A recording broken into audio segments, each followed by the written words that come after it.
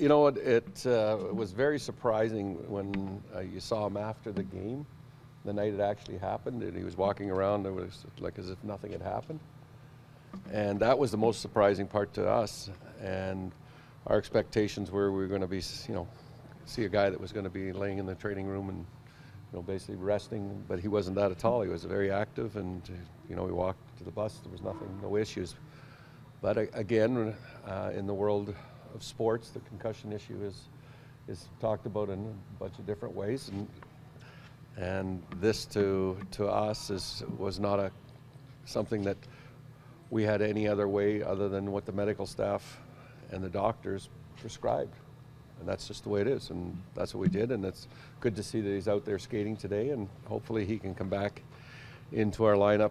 We'll have an assessment done after the pregame skate, and then probably tomorrow night's warm-up. That's when the decision will be made. Daniel said he didn't have any symptoms. What was explained to you as the reason why, I guess, protocol that you guys held him? I was never really explained any reason. All I was given was the timetable that was provided by the doctors. I'm the coach, not the guy that takes their temperature or looks in their tonsils, or if you know what I mean. So I kind of leave that to the professional people. Hopefully they're not telling me how to coach the team and what lines I should be playing, so I'm not going to tell them what they should be doing on the medical side. So they just told you to hold them out for the 2 games? They provided us with a timetable in which they thought was best prescribed in this situation, so that's what you have to follow. If you hung around the doctors more, they would be telling. Yeah, I'm sure. How often do you get that at coffee shops? People telling you open line combinations to take? Well, I don't really get that much of it. Obviously, there's a huge passion in the market, so you get accustomed to a lot of things that are said positively and negatively about you, and what you do. But hey, it's part of the business. Move on. What did Winnick meant to the team before he went down, because he had been playing some pretty good hockey? Again, he's filled in a role. He's played higher in our lineup than we originally probably would have forecast or predicted, and that's great when you have a player that you acquire over the summer months and you feel he's going to fill a role, and he exceeds that. He was a mainstay in our penalty killing. Him and Leo Komarov were our first two pair, and now he's going to come back into our lineup at some point here, and we're going to have to make a decision whether Holland's going to go to the second pair or stay with Komarov, and that gives you more options, and it's a good problem to have. And is your club developing in terms of resilience in the third period, and if so, perhaps why? I think, again, what we're trying to do is we're trying to play a complete 60 minutes, and we're not any different than any other team. There's peaks and valleys within our game that we'd like to improve on, and the one thing that we've stated is that we can't really change what we're doing, and that's been the biggest difference for us, is that we've played and not had great starts. So after we've got over the hurdle of the maybe not I wouldn't describe them poorest starts where it cost us, but in a lot of the games we've given up the first goal, and it seems like we build off of the resiliency to not let them have the second one, and then we get ourselves going, and then we're able to carry it on. And it's a trend that we don't want to continue, that's for sure.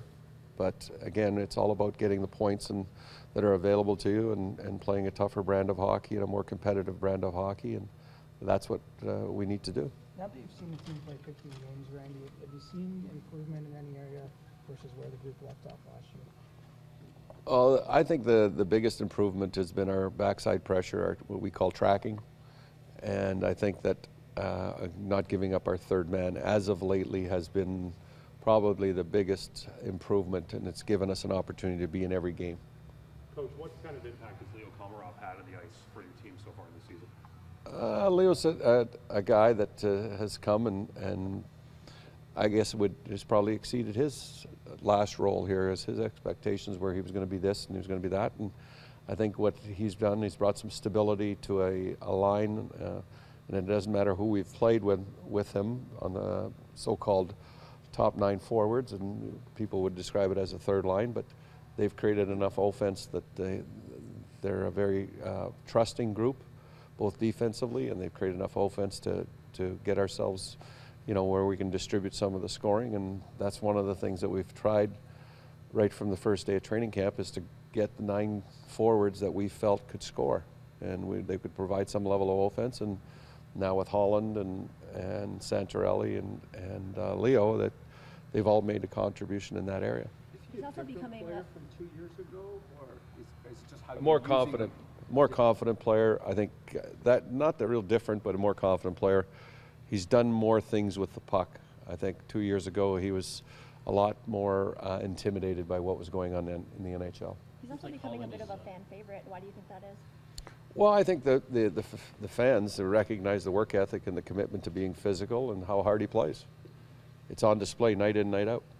Randy, Is it there any seems like update on? Holland has earned your trust, just working from the fourth line up and the Yeah, and you'd have to credit Holland with that in a lot of ways, because he was the one that came to us and asked if he could expand his role, and that he didn't see himself on the power play, top power play units that we have, and that he would need to garner some more minutes, so he asked about penalty killing, and we provided him with some minutes on the penalty killing, and it started to grow, and he's got more ice time, he's got more comfortable in the games, and Peter Holland's got skill. We've always known that, and the one thing that he has improved on is his compete level around the puck. Does that happen often where a player would ask something like that? Well, some ask, yeah. Some ask, and they shouldn't be asking, but but you know, a young player with skill, he's got hockey sense. He's a big guy. It made sense to use a guy like him because of the hockey sense, the long stick, the skating abilities. He's been an offensive player at every level. So it does take time for young players to find their niche, and they have to have ice time. You would also surprised Boston's done so well despite their injuries? Yeah, no, I'm not surprised, because again, it's the games now are played so evenly, and if you can play with a structured style and limit what number of mistakes you make and keep things to the outside and give your special teams win the game within the game, that usually gives you a real good chance to win. And it's all about structure and staying with the game plan. What's your biggest challenge with the Bruins? Is it that first line, that Well, second line? they've had two centers, and I don't know if Krejci didn't play last night. So with Krejci and Bergeron, they're pretty strong in the face-off circle, so they start with the puck a lot. They're a mobile team, and let's face it, the last time that they were in here, they outworked us.